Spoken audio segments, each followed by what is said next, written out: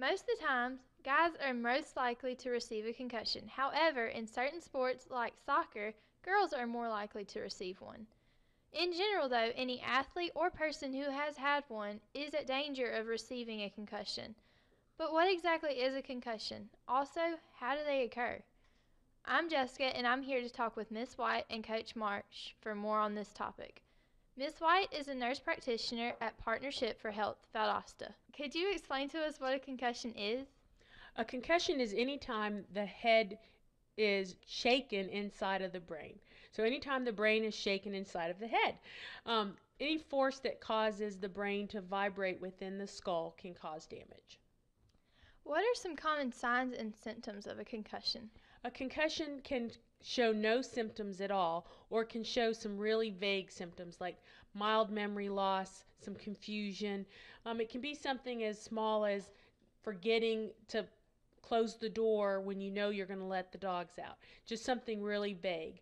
Or it can be something really bad like seizures, can cause coma, can cause some people to die.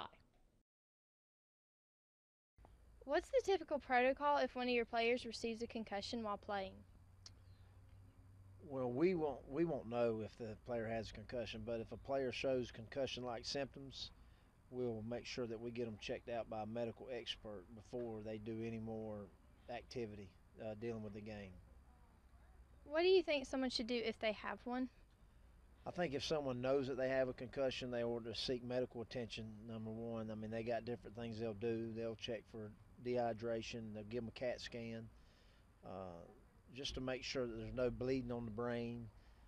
And then if they get repetitive concussions, then they obviously need to seek further medical advice before continuing on with the sport. Are there any ways that coaches try to prevent their players from getting a concussion while playing in a game? They do.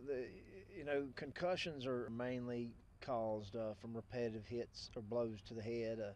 Obviously, we use the term you need to keep your head out of football. You need to make sure that when you hit, you drive your face mask across the numbers and put it in the right spot. You try to avoid helmet to helmet contact, especially with your head down. I mean, the face mask is there to protect the face, but the hitting with the top of the head down, the chin down, those type things could bring concussion-like symptoms on a lot faster than uh, any other type collisions. Are there any other ways someone could receive a concussion while playing football?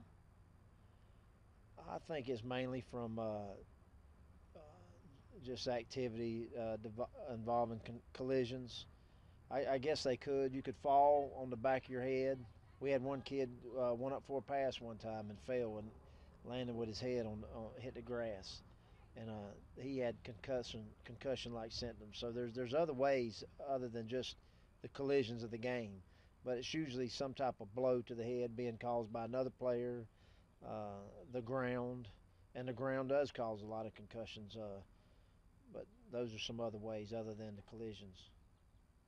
Thank you for all that interesting information. You're very welcome.